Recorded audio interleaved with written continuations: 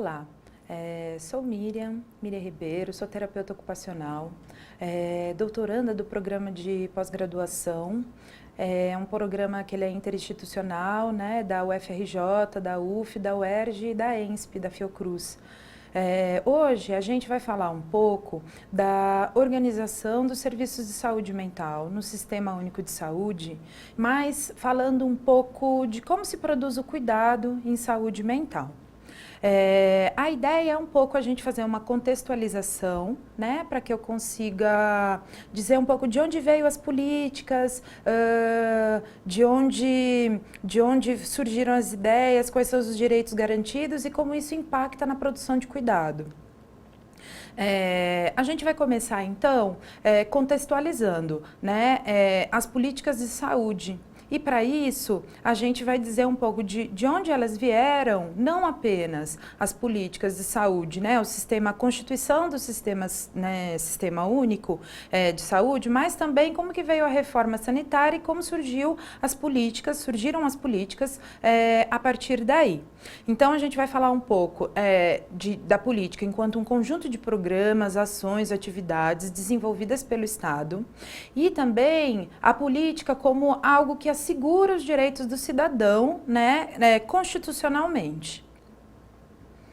Então, se vocês verem no quadro, a gente fez um paralelo entre a reforma sanitária e a reforma psiquiátrica.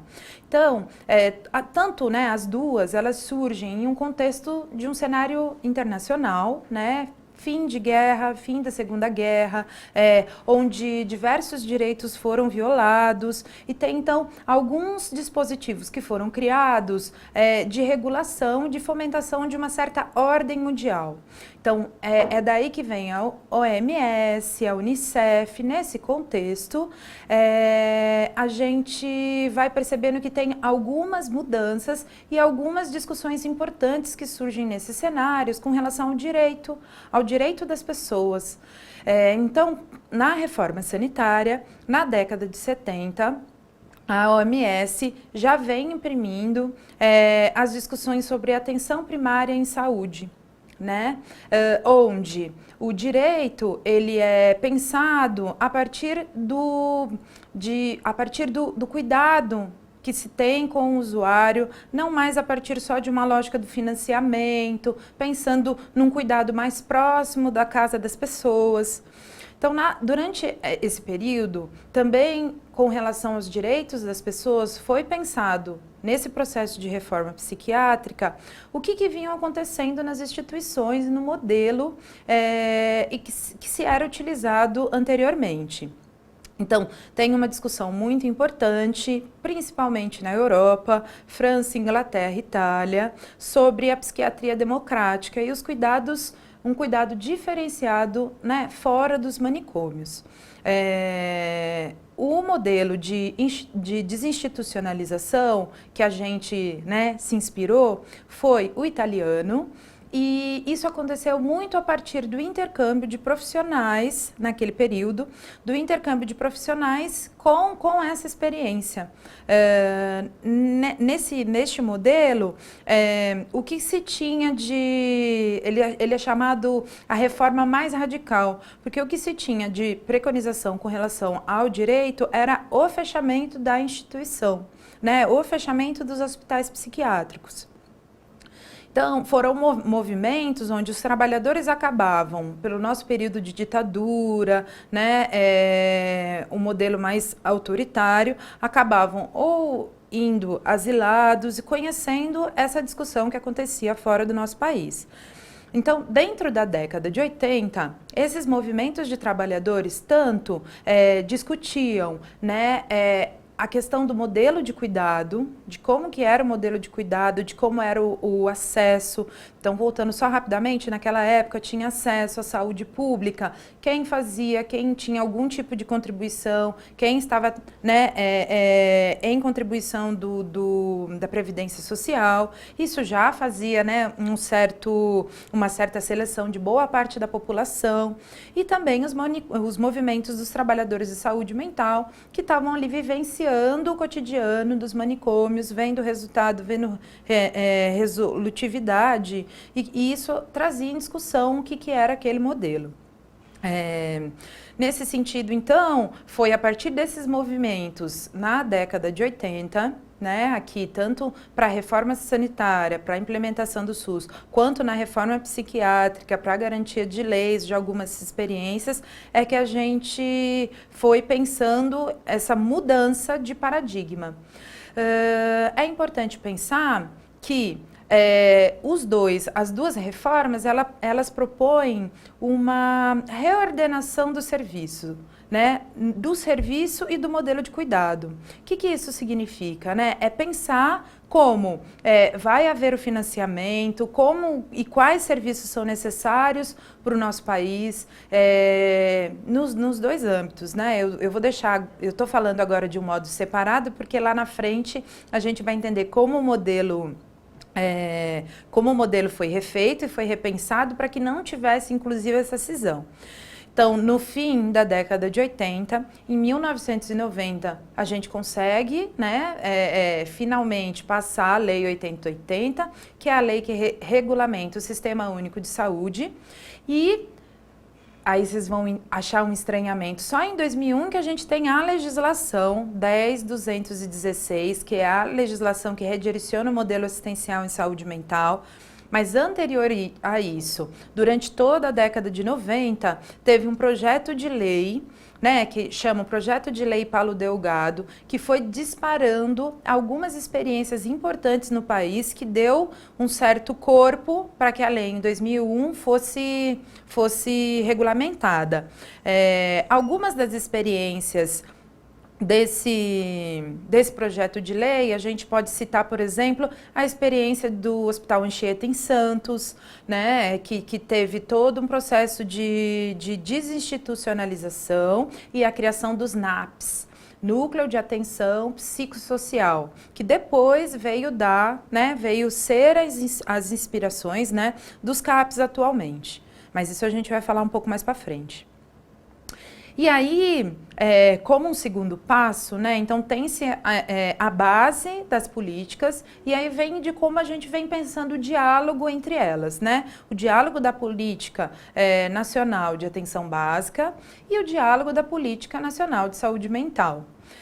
Tem dois pontos importantes quando a gente pensar nesse diálogo. Lá, né, na construção do SUS, a integralidade e a longitudinalidade como princípios, e a coisa da criação da rede de atenção à saúde, que é mais recente.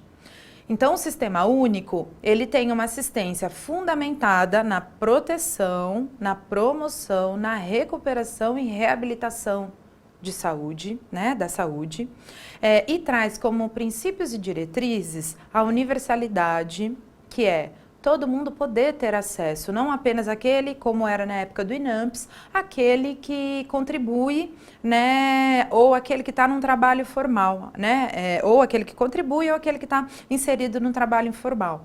A equidade, né, é um conceito bastante caro para os trabalhadores do SUS, que a gente precisa conseguir garantir para quem tem mais necessidade aquilo que é importante. A equidade não se refere à mesma coisa para todos, né? Mas aquilo que é importante para quem está precisando naquele momento, né? Então, eu posso fazer uma exemplificação da equidade, por exemplo. Tem algumas pessoas que estão precisando de um atendimento de urgência e emergência. Tem aquela classificação. Quem vai entrar na frente nesse atendimento? É quem tem mais risco de morte. A integralidade, que a gente vai falar mais especificamente, a regionalização. Então, o Brasil ele é muito grande, né? O Brasil ele tem uma diversidade, tanto quanto epidemiologia, né? Quanto tipos de doença, quanto acesso, infinitas coisas. Então, poder ter um cuidado mais regionalizado garante uma singularidade para esse cuidado e com isso uma melhor qualidade. A hierarquização, a resolubilidade, que é o quanto a gente consegue resolver os problemas, ser descentralizado. Então, hoje o Ministério tem uma política, dá algumas diretrizes e regionalmente a gente consegue pensando como a partir daquelas diretrizes é possível implementar, considerando esse contexto, implementar aquela ação preconizada pelo Ministério. E a participação social, que é tudo que a gente vai colocando em discussão com relação aos conselhos de gestor, né, aos conselhos de saúde, que é o que, num processo de discussão, tanto faz o acompanhamento, a fiscalização dos serviços, como também ajuda, a partir das conferências nacionais, a poder propor implementação de políticas. Então, o Sistema Único ele foi trilhando um caminho, né? Um caminho de implementação. Você não passa uma lei, coloca a lei no papel e de um dia para o outro todos os serviços estão abertos. E esse processo ele é importante de ser pensado, porque esse processo ele vai fazendo parte por uma experiência, uma avaliação daquela experiência, uma avaliação das necessidades que se supriram ou não daquela experiência e uma implementação de um outro programa, de uma outra política. Então, o SUS faz um caminho onde ele começa, primeiro, com a instituição do Programa de Agentes Comunitários de Saúde. Pensando em atenção primária, né, o agente comunitário ele traz uma inovação muito importante com relação ao cuidado na atenção básica. Então, houve primeiro um programa. Importante entender que programa, ele tá um pouco para ser como uma experiência, né? O programa ainda não é formato de portaria, não é formato de lei, é um formato de uma experiência. Se implementa esse programa dos agentes comunitários, então começa essa pessoa que está dentro da comunidade, que conhece o contexto, poder dizer e conversar com os profissionais de saúde como um elo, como uma ligação entre o que a população vive naquele contexto e o que o profissional tem para oferecer, quais são as melhores formas de cuidado. E aí se tem o PSF, que é o Programa de Saúde da Família. Então, junto com isso, foi se desenvolvendo também um outro programa que depois vira estratégia, depois desse processo de experimentar, ele vira estratégia. Né? Então, já é uma ação determinada, e aí virar programa, ser lei, isso, falando bem rapidamente, isso influencia muito em formas de repasse de financiamento, essas são as importâncias. Depois vira estratégia de saúde da família, que... como alguns de vocês podem saber, vira a estratégia de saúde da família, onde tem o médico de família, tem o enfermeiro, os técnicos de enfermagem e essa equipe de agentes comunitários, que se ocupam de uma microárea, né, se ocupam de um espaço específico dos territórios e tem que trabalhar um pouco nessa lógica, conversando com aquele território que está. Então, quando a gente fala dessa mudança de modelo que a reforma propunha e que a OMS lá fora já vinha discutindo desde a década de 70, da atenção primária em saúde, é poder estar mais próximo, diferente de como era. Então, tipo, eu tinha um problema, eu tinha que ir para o hospital. E eu ia para o hospital, passava com um médico que eu nunca mais ia ver, ou se eu desse sorte no mesmo plantão que ele tivesse. Esse médico agora é um médico de família, é um médico que vai cuidar de mim, mas também vai cuidar do meu esposo, também vai cuidar dos meus filhos. Isso dá uma possibilidade de entender a dinâmica familiar, quais são os problemas, quais são as dificuldades, outras coisas para além do biológico que impactam no cuidado em saúde. Mais recentemente, outras políticas importantes da atenção básica é o núcleo de saúde da família, que a gente vai trabalhar ele um pouco mais detalhadamente na frente, e as redes de atenção mais recente ainda, que é o ponto de onde a gente vai dizendo desses diálogos, né? A rede de atenção ela vem com muita força, porque a gente vai pensando num cuidado em rede, que eu vou explicar mais para frente. Então, as redes de atenção, o que elas são, né? Se vocês olharem aí a data da portaria, ela é de 2010. Ela bastante recente e as redes elas foram pensadas porque nesse processo de experimentação, de transformação desse modelo, pôde ser percebido que os serviços não se conversavam. Então, muitas vezes, o usuário passava em atendimento com o médico de família, era encaminhado, e aí o médico de família não sabia o que acontecia com aquele problema específico que precisou de um especialista, mas continuava, né, na unidade básica, cuidando de outros problemas. Isso foi trazendo uma série de problemas. Então, foi se pensado em termos de política que os serviços, né, em suas diferentes modalidades, foram tendo alguns problemas e que era importante se ter uma portaria que ajudasse os serviços a se conversar. Né, sendo bem simples na explicação, as redes de atenção têm essa função. Então, elas estabelecem diretrizes para a organização da rede de atenção à saúde no âmbito do SUS, para a estruturação da RAS como estratégia para superar a fragmentação da atenção e da gestão nas regiões de saúde e aperfeiçoar o funcionamento político-institucional do SUS, com vistas de assegurar ao usuário o conjunto de ações e serviços que necessita com efetividade e eficiência. Então, assim, a busca, né, a implementação das redes vem muito numa lógica de conseguir garantir acesso, de conseguir garantir comunicação ao que tange o cuidado que os profissionais de saúde devem oferecer. Nesse sentido, então, a gente tem uma transformação de modelo. Fiz uma brincadeirinha aí para a gente pensar que antes a gente tinha aí a pirâmide, que eram lá embaixo a atenção básica com um cuidado básico, né? No meio, a atenção intermediária, eram os ambulatórios que tinham os especialistas, os CAPs estavam aí, né? Aí no meio dessa rede. E lá em cima, os hospitais, né, de grande porte. No meio ainda tinha alguns hospitais de médio porte, e lá em cima, hospitais de grande porte. A gente, então, vem pensando que a atenção básica é ordenadora. E aí ela passa a ser disparadora de uma série de coisas, né? Então, ela vai dizer o que o usuário, né, identificar a necessidade do usuário e, a partir daí, cuidar desses encaminhamentos, que é esse segundo modelo. A unidade básica no centro, com todos esses outros serviços sendo demandado para atenção básica. Quando a gente vai pensando em rede, né, a gente vai para esse outro modelinho aí embaixo. Esse outro modelo, ele diz um pouco de várias formas de se conectar. Por quê? Hoje eu estou bem de saúde, preciso fazer só um acompanhamento. De repente, por algum motivo, eu preciso passar em um especialista. Por exemplo, eu tive uma queda, essa queda eu tive que passar pelo ortopedista, tive que fazer o cuidado mais prolongado, um processo de reabilitação. Talvez a unidade básica não consiga me oferecer isso. Então, neste momento, o cuidado em rede é um cuidado em que talvez em algum momento da minha vida eu precise mais de um tipo de cuidado do que de outro.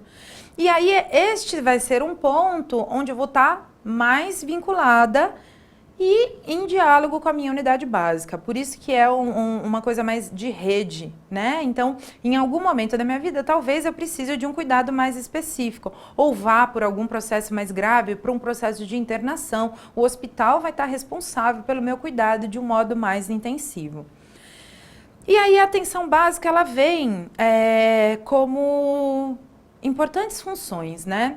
Ela vem nesse processo de descentralização, então mesmo o processo de descentralização sendo, né, dito do Ministério para os municípios. Nos municípios, e a gente aqui está na cidade de São Paulo, pensando o município como cidade de São Paulo, onde você tem Jardins e tem Parelheiros, onde você tem Morumbi, e ali mesmo do lado do Morumbi a gente tem uma área importante de vulnerabilidade.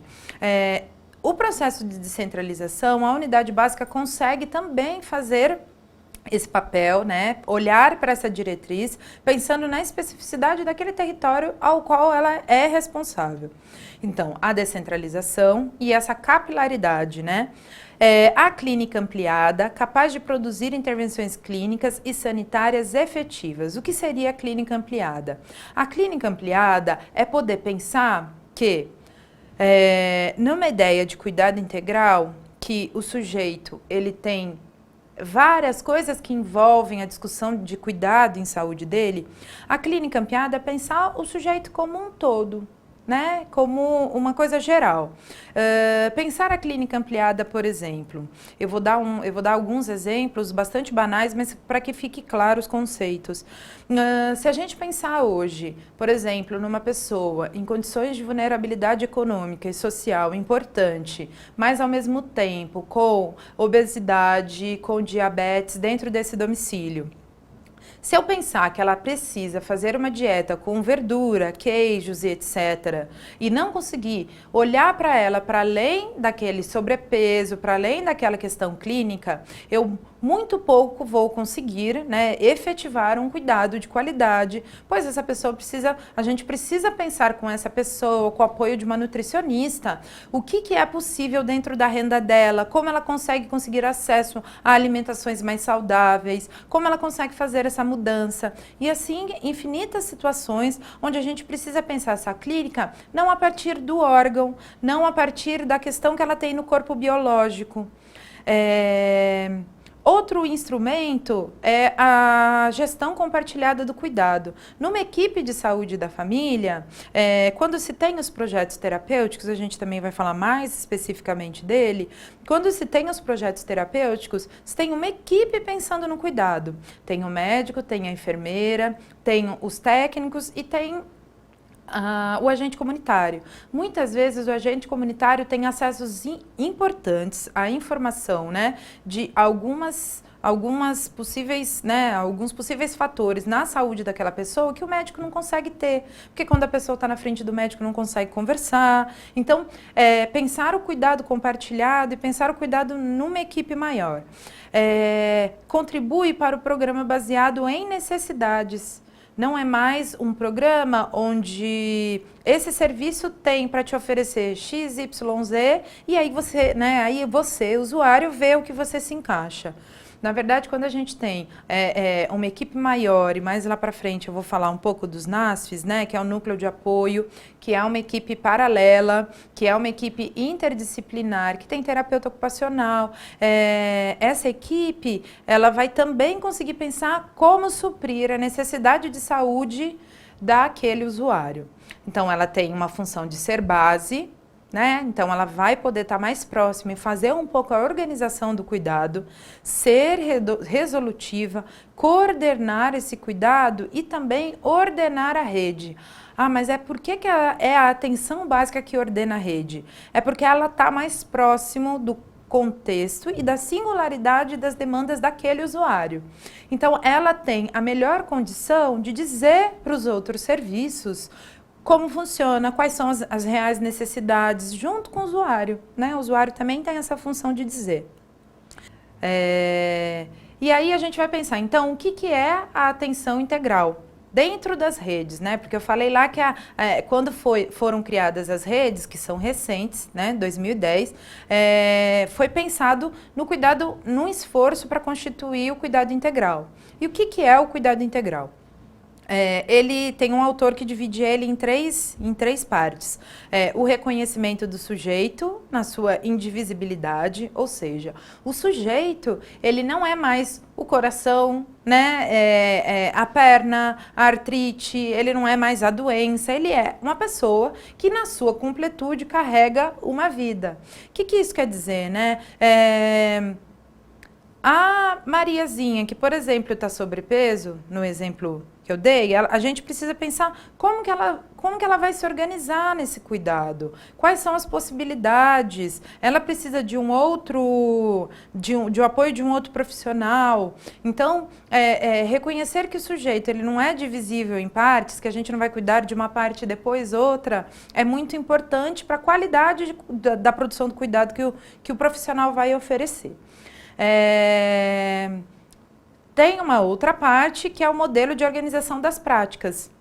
Então, quando a gente vai pensando lá em rede, eu me organizo e, com relação a essa organização das práticas, o cuidado que o profissional vai oferecer, ele se relaciona com essa rede que o usuário vai perpassar.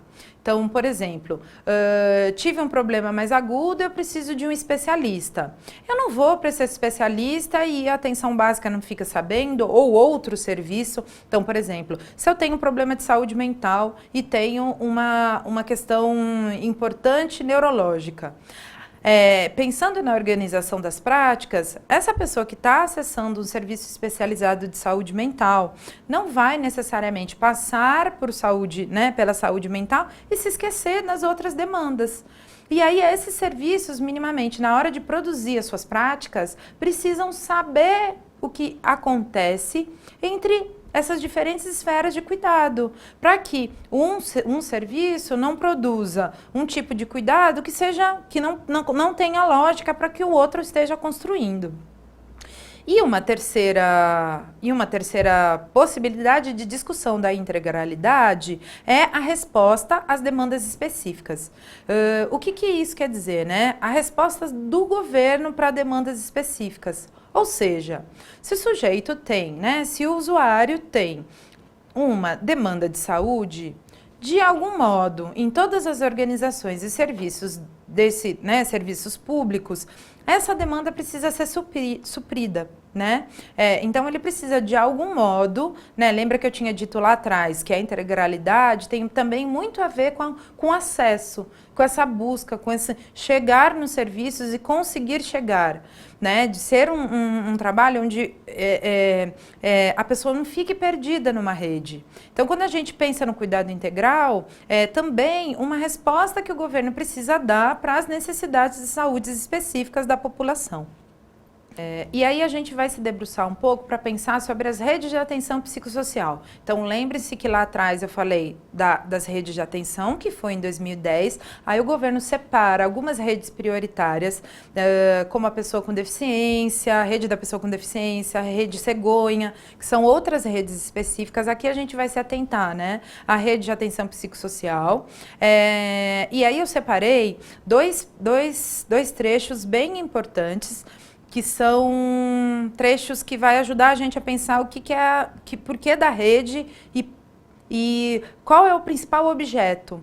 É importante também dizer, antes de começar a ler, que foi uma rede em que a rede de atenção psicossocial se debruça também sobre a questão do álcool, do crack e de outras drogas, que é uma questão importante epidemiológica no nosso país. Quando se pensa na rede como uma rede prioritária para o governo, se pensa muito no cuidado a essa população também. Então, na portaria, é uma rede que considera a necessidade que o SUS ofereça uma rede de serviços de saúde mental integrada, articulada e efetiva nos diferentes pontos de atenção para atender as pessoas com demandas decorrentes do consumo de álcool, crack e outras drogas. E também considera a necessidade de ampliar e diversificar os serviços do SUS para atender as populações com as necessidades decorrentes do consumo de álcool, crack e outras drogas de suas famílias. Isso é importante por quê? Porque é uma questão importante epidemiológica e essa rede ela faz um esforço de tentar garantir para as pessoas que têm transtorno mental, mas também para as pessoas que estão em consumo dessas substâncias. Então, o que a rede de atenção psicossocial preconiza, objetiva, tem como objeto ampliar e promover o acesso à atenção psicossocial e garantir a articulação e a integração dos pontos de atenção das redes de saúde no território, qualificando o cuidado por meio do acolhimento, do acompanhamento contínuo e das atenções às urgências. E aí a gente vai entrar numa discussão que puxa, mas você está falando de atenção, então você está falando de CAPS? Não, né? Quando vai se pensando cuidado em rede, a gente vai se pensando quais são os atores dessa rede. Para isso, na RAPS tem a especificação de cada um dos seus componentes. O que que é? Aquele serviço, aquele tipo de serviço que vai compor o cuidado em saúde mental. O cuidado em saúde mental não é feito só em CAPS, né? Mesmo porque o CAPS ele tem uma população muito específica. Então, o cuidado em saúde mental vai ser pensado na atenção básica, né, formado por os seguintes pontos. A unidade básica, que é o postinho perto de casa, né, que é a unidade de saúde. A equipe de atenção básica para populações específicas. Então, a gente tem 2 exemplos aqui. Tem equipes de consultório de rua, né, que é uma equipe que trabalha só com a população de rua em determinadas regiões. Elas se vinculam à unidade básica, mas é uma equipe que ela tem esse escopo de cuidado que é da população de rua, né, do homem em situação de rua. A equipe de apoio aos serviços componentes de atenção residencial de caráter transitório, que são algumas equipes que trabalham em centro de acolhida ou equipes específicas, por exemplo, tem uma outra equipe específica que eu não singularizei aqui, mas como o vídeo pode ser acessado por várias pessoas, as equipes ribeirinhas são equipes que têm também formação e ação específica. E os centros de convivência. Os centros de convivência são centros de convivências dentro de parques, de acesso a qualquer população, mas que também podem compor no cuidado do usuário, né, da pessoa com transtorno mental. A atenção especializada. A atenção especializada é formada pelos CAPs. E os CAPs, eles têm a função de atender transtornos severos, né, mentais, severos e persistentes, né, transtornos graves. E as modalidades do CAPS, que eu não vou me ater aqui, porque como eu estou falando de rede, eu não vou me ater especificamente às modalidades, mas elas se configuram de acordo com o total de população do município. Então, a gente tem CAPS 1 até 20 mil, CAPS 2 até 70 mil, CAPS 3, né, 70 a 200 mil, ou de acordo com a população e o necessário. CAPS 3, que são CAPs com funcionamento 24 horas e com a possibilidade de acolhimento integral, CAPS álcool e outras drogas e CAPS infantil. O CAPS álcool e outras drogas tem uma especificidade de cuidado para essa população e também se estende no cuidado dos adolescentes, sempre tentando cuidar das diretrizes, né, do Estatuto da Criança, e o CAPS infantil, que é o cuidado para crianças e adolescentes que têm transtorno mental. Para a rede de urgência e emergência, né? Essa rede é composta, então, pelo SAMUS, pela sala de estabilização, pelas UPAs 24 horas e pelas portas hospitalares de atenção, urgência e emergência, né? Tem alguns pontos de atenção de urgência e emergência em saúde mental. E a unidade básica, entre outros, né? Eu acho que assim, quando a portaria me coloca a unidade básica, entre outros, eu acho que a unidade básica ela sempre tem uma função de acolher. Nesse sentido, né, se chega alguém com um momento de desorganização muito intenso, isso pensando na saúde mental, né? Um momento de organização muito intenso, é função da atenção básica conseguir direcionar esse paciente para algum lugar que ele possa oferecer um cuidado da especificidade da urgência e emergência. Então, a portaria também coloca a unidade básica aqui, importante saber. Atenção residencial, né? Então entra aí os centros de acolhidas, né? Para a população que tem algum problema, as casas todas de recebimento de uma população que está mais em vulnerabilidade, mas também entra as estratégias de desinstitucionalização, que são os serviços residenciais terapêuticos e as unidades de acolhimento. Qual é um pouco essa ideia? Os serviços residenciais terapêuticos, eles foram criados porque tinha uma população muito grande que moravam há muitos anos dentro dos manicômios, dos grandes manicômios.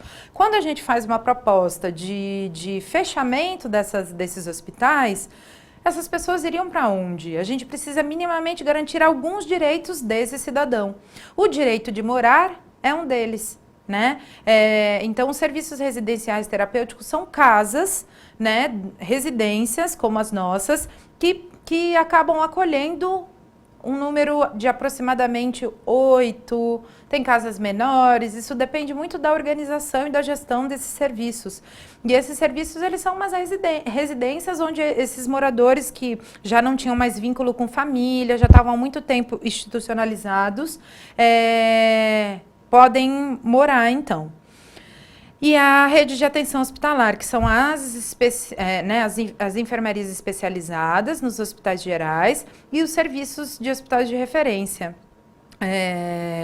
Que são alguns leitos, eles estão em hospital, né, em momentos de desorganização ou em serviços, né, tanto em momentos de maior desorganização, que um CAPS 24 horas não consegue dar um suporte, ou que tem uma questão clínica envolvida junto, né, esses hospitais, eles dão esse suporte, ou até em unidades, né, em municípios que não possuem um CAPS 24 horas e que precisam de um suporte um pouco mais intensivo. As unidades hospitalares se configuram tanto nas enfermarias em hospitais gerais, quanto em unidades específicas de saúde mental dentro desses hospitais. E aí a gente chega no porquê de toda essa construção de uma rede e da portaria das redes de atenção e o que isso tem a ver com a produção do cuidado. Então, é a articulação da rede na produção do cuidado, no que diz a integralidade e como que isso é feito? Quais são as ferramentas? Como que se produz o cuidado dentro dessa rede?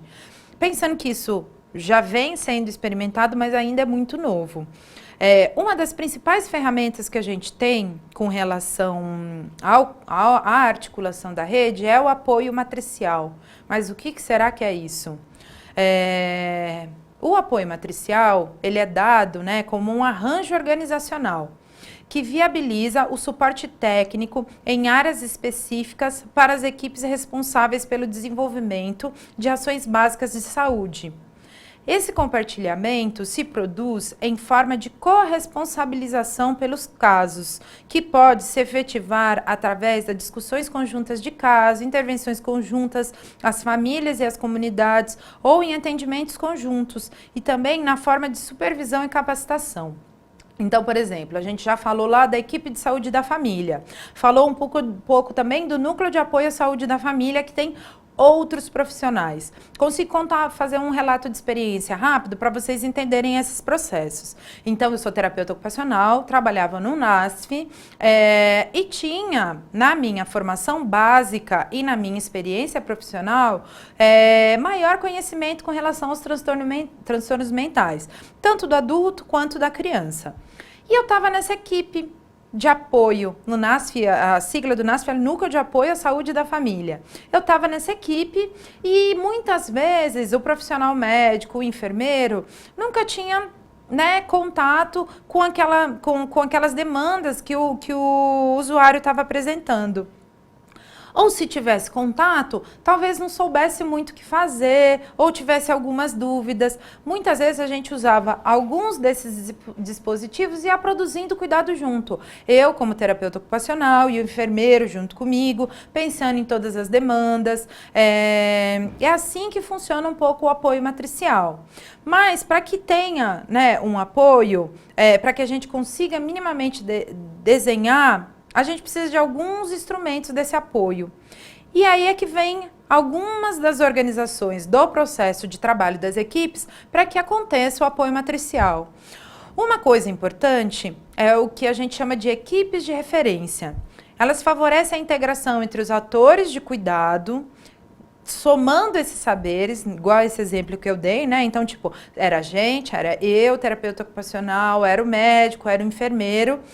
Eu tinha uma parte que eu sabia, ele tinha outra parte que ele sabia, e aí a gente ia compondo, somando esses saberes na proposição de ação e na corresponsabilização no acompanhamento do usuário. Então, não era eu chegando para o enfermeiro dizendo, olha, você vai fazer isso, isso e isso. E ele ia lá e fazia as ações. O usuário também estava sob o meu cuidado. Só que para que essa máquina, né, do apoio matricial seja efetivada, a gente precisa de espaço, a gente precisa conversar. As reuniões de equipe, as discussões de caso, são tempos em que é importante uma parada para que se haja um planejamento do cuidado. Como a ação não é feita por um profissional mais, sozinho, que pensa toda a possibilidade de cuidado que ele tem para oferecer, mas entre profissionais que podem de alguma forma ajudar no restabelecimento da saúde daqueles indivíduos, a gente precisa de um espaço para conversar. Então, as reuniões de equipe, as discussões de casos, são esse espaço que guarda esse cuidado, que protege esse cuidado, né? Protege esse espaço de conversa para que se consiga se pensar no cuidado. E aí a gente precisa de um instrumento, né? Um instrumento que consiga ajudar porque quanto mais pessoas a gente envolve no cuidado, mais ações são feitas e a gente não pode se perder no cuidado, né? Não é mais como dar uma receita, tomar um remédio e daqui 30 dias você volta para eu ver se o remédio fez efeito ou não. Isso tem uma ação. Se a gente vai pensando em casos complexos, né, se a gente vai pensando, por exemplo, nos transtornos mentais, onde, além de tudo, o usuário pode circular, tem o familiar que entra em sofrimento, tem várias outras demandas, o projeto terapêutico singular, que é a nossa outra ferramenta, ajuda a gente a fazer um projeto. O que é fazer um projeto? É pensar uma ação hoje, fazer plano de desenvolvimento dela e, importantíssimo, avaliar se aquilo que foi pensado foi interessante. E aí os profissionais fazem uma avaliação, mantêm a conduta ou mudam se avaliarem que não teve efeito. Então, o projeto terapêutico singular é uma forma de fazer a gestão do cuidado, de poder pensar e se organizar para fazer um cuidado mais organizado, mais efetivo. Lá atrás, uma das nossas responsabilidades é que tenha uma resolutividade o cuidado, né?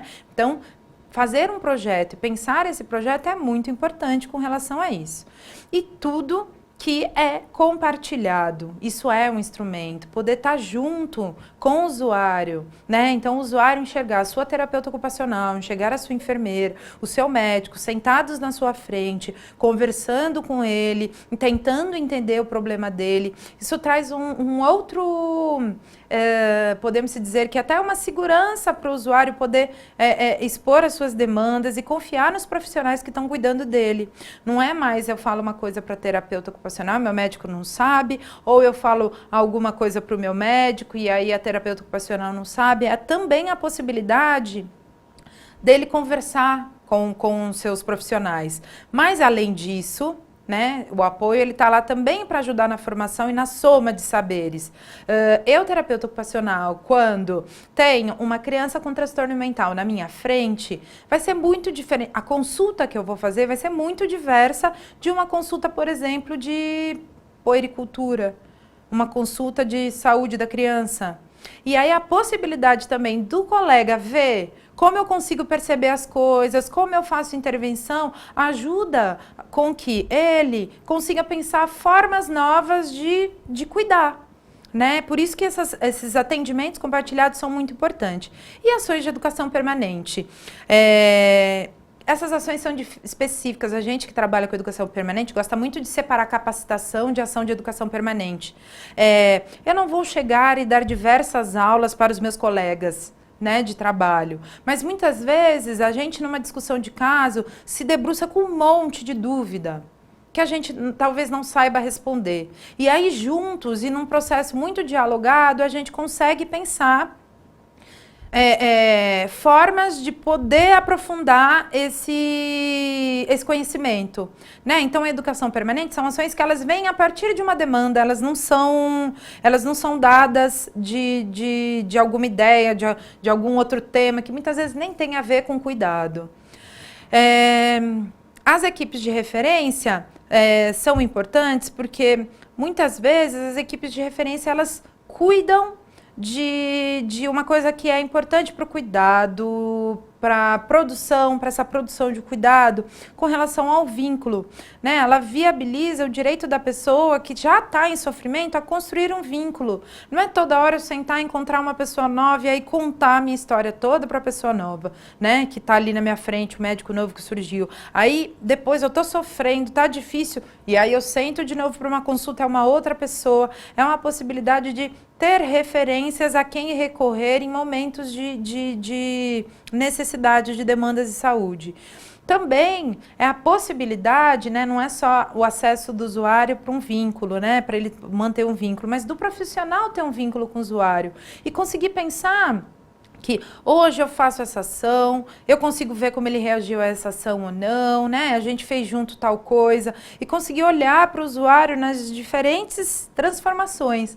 Então, se sempre eu estou olhando, eu sempre, por exemplo, vejo um usuário num momento mais agudo e não consigo ver quando ele melhora, eu não vou conseguir identificar, inclusive, o que nesse meio do caminho me ajudou a melhorar, né? Ou que deixa ele em crise, essa possibilidade longitudinal de continuar o cuidado é bastante importante.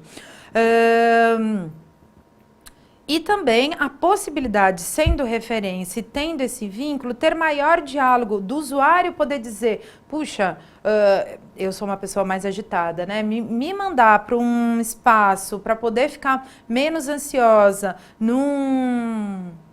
numa aula de yoga, não vai funcionar. Mas eu preciso conseguir dizer e eu preciso ser ouvida para dizer que este tipo de intervenção não vai funcionar comigo. Né? Então, trabalhar com referência, ter equipe de referência é muito importante. E era o que eu tinha dito das reuniões de equipe, né? Favorece essa integração dos usuários. Dos usuários, não, do profissional de saúde.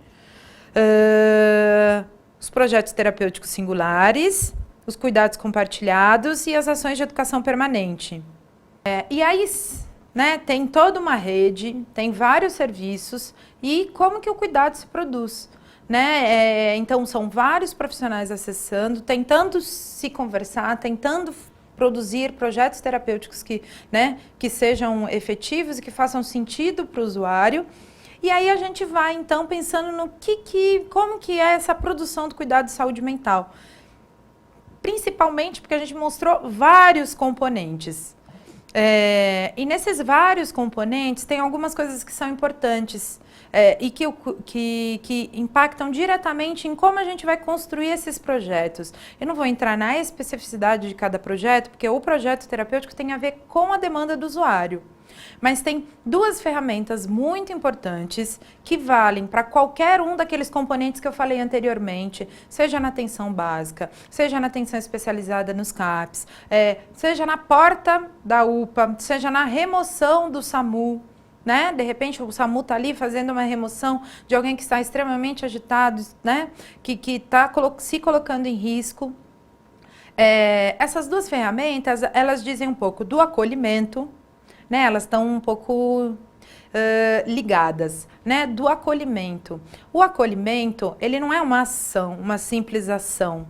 É diferente daquele acolhimento que antes a gente discutia, que você chega, faz a sua fichinha no balcão, e aí, né, no balcão de uma unidade básica, ou de um serviço de urgência e emergência, e aí vai lá falar com a enfermeira no acolhimento.